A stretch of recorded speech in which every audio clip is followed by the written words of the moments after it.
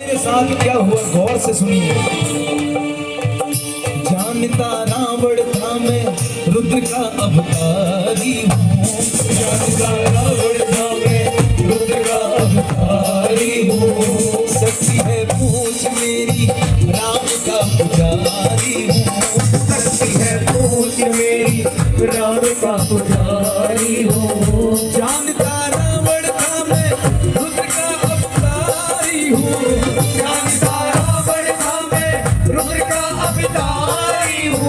शक्ति है पूछ मेरी राम का पुजारी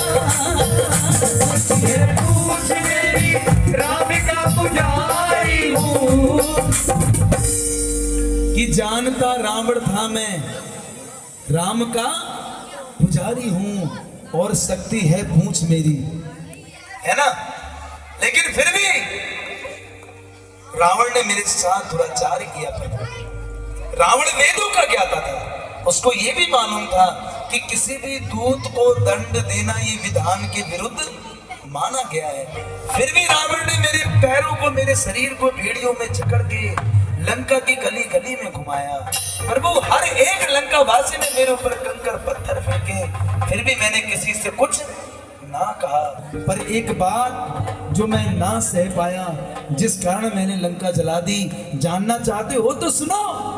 पूंछ में आग लगाने की जरूरत क्या थी। पूंछ में आग लगाने की जरूरत क्या थी। पूंछ में आग लगाने की जरूरत क्या थी। पूंछ में आग लगाने की जरूरत क्या थी। बेवजह बात बढ़ाने की जरूरत क्या थी। बेवजह बात बढ़ाने की जरूरत क्या थी। अच्छा लग रहा है भजन तो थोड़ा हाथ ऊपर होने चाहिए। एक साथ ताली। 1 2 3 4।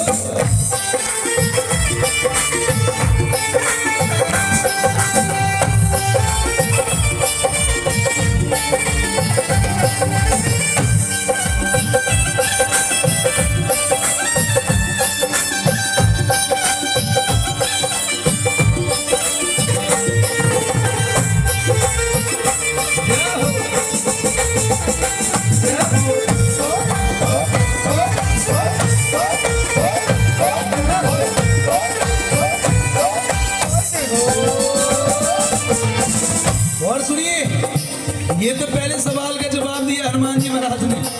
समझ में आ रहा है भजन पक्का? तो मैं आगे सुनाऊं। आ रहा है समझ में? ये तो पहले सवाल का जवाब दिया हनुमान जी महाराज ने। अब प्रभु श्री राम ने दूसरा सवाल पूछ दिया कि हनुमान, पूरा पर्वत ही उठाने की जरूरत क्या थी। पूरा पर्वत ही उठाने की जरूरत क्या थी। जब ये सवाल पूछा तो हनुमान जी महाराज फिर मुस्कुराए। बोले, प्रभु आप तो जानते हैं मैं कभी भी कोई गलती नहीं करता, बड़ा सोच विचार के हर काम करता हूँ प्रभु। अभी यहाँ भी मेरा कोई दोष नहीं है। आप जानना चाहते हो कि किसका दोष है जिस कारण मैंने पर्वत उठाया? तो सुनिए। एक पर्वत का नजारा तो बुद्धि चकराई। एक पर्वत का नजारा तो बुद्धि चकराई। कौन सी असली बूटी है समझ ना आई। कौन सी असली बूटी है समझ ना आई। एक पर्वत का नजारा तो बुद्धि चकराई। एक पर्वत का नजारा तो बुद्धि चकराई। कौन सी असली बूटी है समझना। कौन सी असली बूटी है समझना आई। कि देखा पर्वत का नजारा तो ये बुद्धि मेरी चकरा गई प्रभु। क्योंकि वैद्य ने कहा था कि जो बूटी सबसे ज्यादा चमकेगी वही संजीवनी बूटी होगी। लेकिन प्रभु मैं जैसे ही पहुंचा रात के अंधेरे में, तो जितने भी वृक्ष थे, जितनी भी बूटियां थी, सारी की सारी चमकने लगी।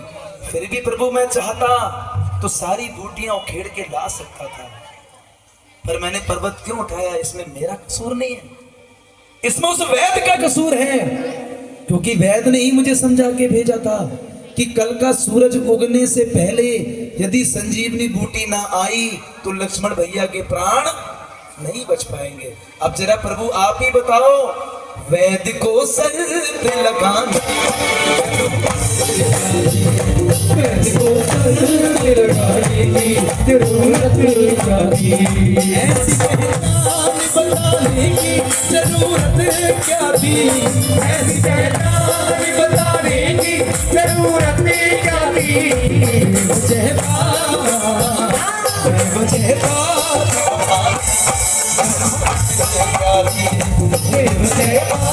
बढ़ाने की जरूरत क्या थी।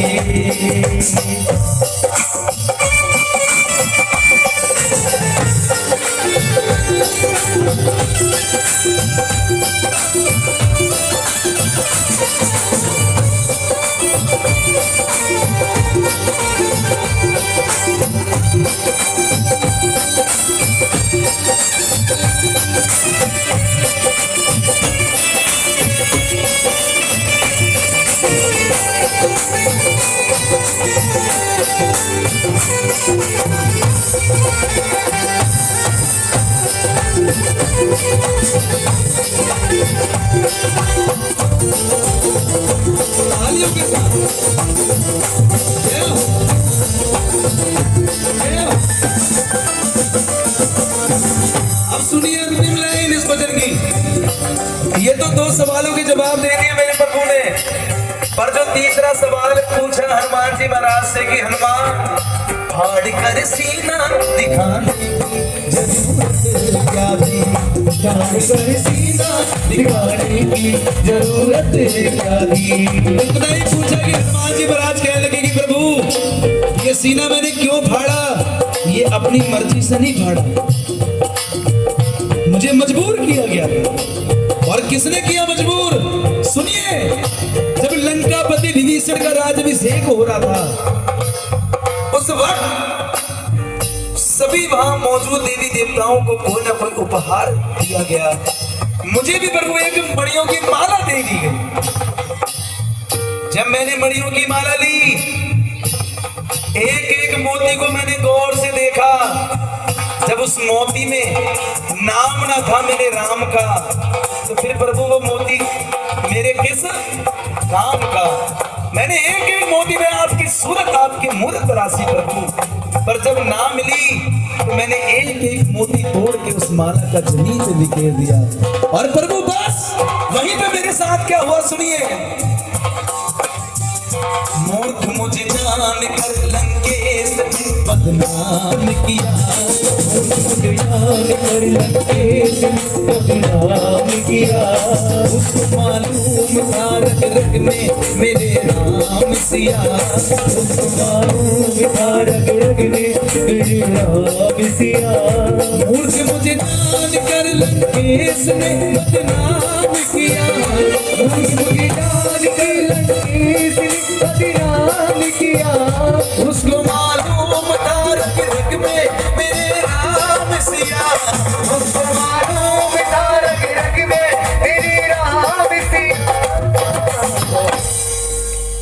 कि मूर्ख मुझे जानकर लंकेश ने बदनाम किया, और प्रभु उसको मालूम था कि मेरे रोम रोम में प्रभु श्री राम बसे। उसने भरी सभा में मुझे ताना दिया कि हनुमान तुमने इतनी कीमती माला में अपने प्रभु को तरासा, जब ना मिले तो तुमने तोड़ के जमीन पे बखेर दिया। जरा ये बताओ, क्या तुम्हारे रोम रोम में राम है? क्या तुम्हारे अंग अंग में राम है? अगर हैं तो दिखाओ। बस प्रभु एक भक्त की भक्ति को ललकारा और मैंने सीना फाड़ा और कहा, ले देख, जय श्री राम, श्री राम, जय श्री राम। अब प्रभु आप ही बताइए कि सीना फाड़ने के प्रति किसका दोष था? उस विभीषण का। क्योंकि प्रभु भक्त की भक्ति अजमाने की जरूरत क्या थी, भक्त की भक्ति अजमाने की जरूरत क्या थी, भक्त की भक्ति अजमाने की जरूरत क्या थी, भक्ति भक्ति अजमाने की जरूरत क्या थी। अगर अच्छा लगा वो भजन तो दोनों हाथ जोड़ने चाहिए, तालियां भी नहीं बजवाऊंगा।